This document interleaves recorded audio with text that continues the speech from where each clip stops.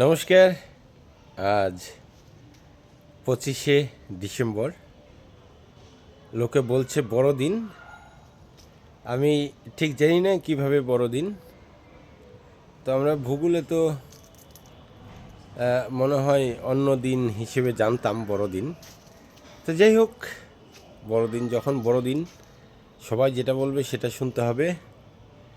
আচ্ছা, আজকে যে তুলসী পূজন দিবস, এটা কার কার মনে আছে?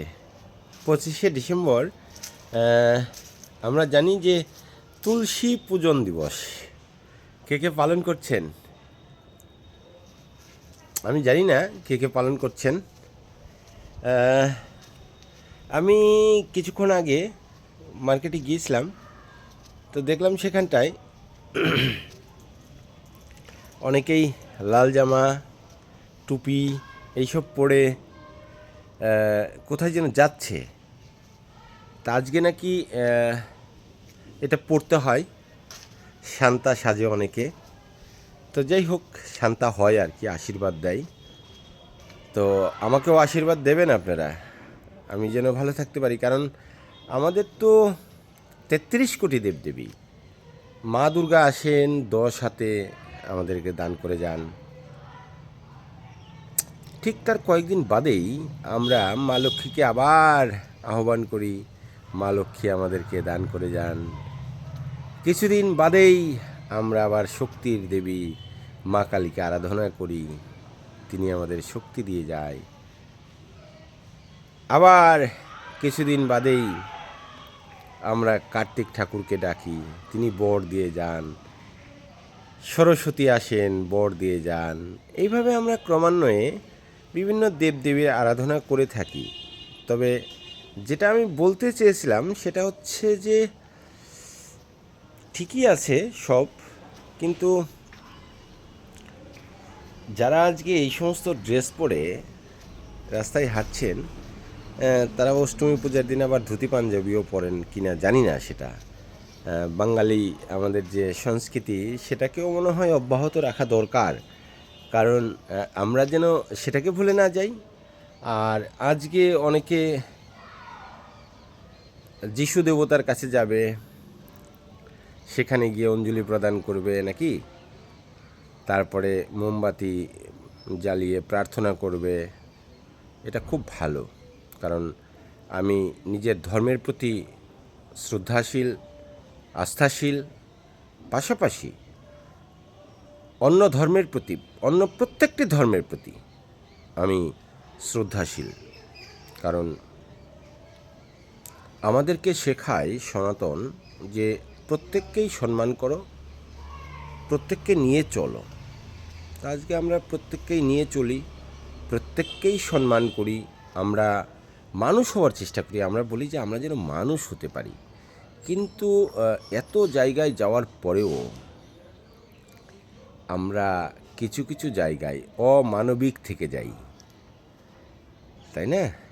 তো এটা যেন দূর হয়, এটাই আমি চাইব।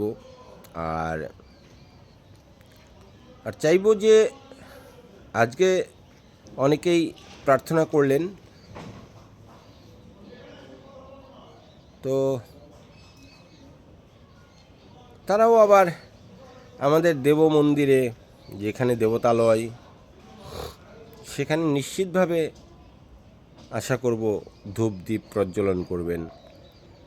কারণ আপনি তো আপনার ধর্মের প্রতি আস্থাশীল আর পরধর্মে শ্রদ্ধাশীল, আমরা প্রত্যেকেই। তো যাই হোক, সবার মঙ্গল কামনা করছি। আর আজকে তুলসী পূজন দিবস, আর কয়েক মিনিট বা কয়েক ঘন্টা পরেই হয়তো সন্ধ্যা লেগে যাবে। কিন্তু সেই সন্ধ্যায় সবাই তুলসী গাছে শ্রদ্ধাঞ্জলি নিবেদন করবেন, প্রার্থনা করবেন যেন আমরা মানবিক হতে পারি, আমাদের যেন মানসিকতা অনেক বেশি হয়, উন্মোচন হয়, বিবেকের যেন কি হবে বিবেকের? চেতনা আসে, চৈতন্যর যেন চেতনা হয়, চৈতন্য বৃদ্ধি পায়, বিবেকবান হয়। মানুষের মধ্যে মোট কথা মনুষ্যত্ব জাগিয়ে তোলায় আমার মনে হয় ধর্ম। কারণ আমরা মানুষ, আমরা চাই সমস্ত জীব এই পৃথিবীতে রয়েছে তাদের চেয়ে সর্বশ্রেষ্ঠ আমরা এই মানুষ। কাজেই আমাদের মনুষ্যত্ব যতদিন না জাগ্রত হবে ততদিন দেব দেবী, বিভিন্ন উপাসনালয়, বিভিন্ন জায়গায় এইসব গিয়ে হয়তো নিজের মুনাফা হয়, মানসিক কিছু বাসনা, হয়তো কারোর স্বার্থসিদ্ধি হলেও হতে পারে, আমি জানি না, নিশ্চিতভাবে হয়, না হলে পরে যাচ্ছে কেন সেখানটায়। তবে আমি জানি আমার ভগবান শ্রীকৃষ্ণ আমাকে রক্ষা করবেন এবং আমার দেবদেবী, আমাদের পূর্বপুরুষ যারা ছিলেন তারা আমাদেরকে যে দর্শনে আমাদেরকে জানিয়ে দিয়ে গেছেন, আমরা সেই দর্শনকে নিশ্চিতভাবে বিশ্বাস করি এবং শ্রদ্ধা করি, আস্থা রাখি যে আমাদেরকে ভগবান নিশ্চিতভাবে রক্ষা করবেন। কারণ ঈশ্বর বড় দয়ালু, ঈশ্বর দয়াবান, ঈশ্বর সকলের মাঝেই আছেন আর সকলেরই মঙ্গল করেন উনি। কারণ উনি মঙ্গলময়ী, উনি মঙ্গলময়। তারপরেও আমরা বিভিন্ন দেবদেবীর উপাসনা করে থাকি, কারণ আমাদের যে অতৃপ্ত বাসনা, সেই অতৃপ্ত বাসনাকে আমরা কখনোই আরও বেশি সমৃদ্ধশালী করতে পারছি না। আরও চাই এরকম একটা ভাবনা চিন্তা বোধহয় আমাদের মধ্যে রয়েছে। তো যাই হোক, আমি আবারও বলবো যে প্রত্যেকের মধ্যেই সেই আসুক বেশি করে, যে আমরা যেন মানুষ হই, আমরা যেন মানুষের মতো কাজ করি, সমাজ যেন আরও বেশি সুন্দর হয়। সমাজের শ্রেষ্ঠ জীব আমরা যেন সেই মনুষ্যত্ব বোধটুকুন বিসর্জন না দিয়ে একে অপরের সাথে মিলেমিশে জীবনযাপন করতে পারি।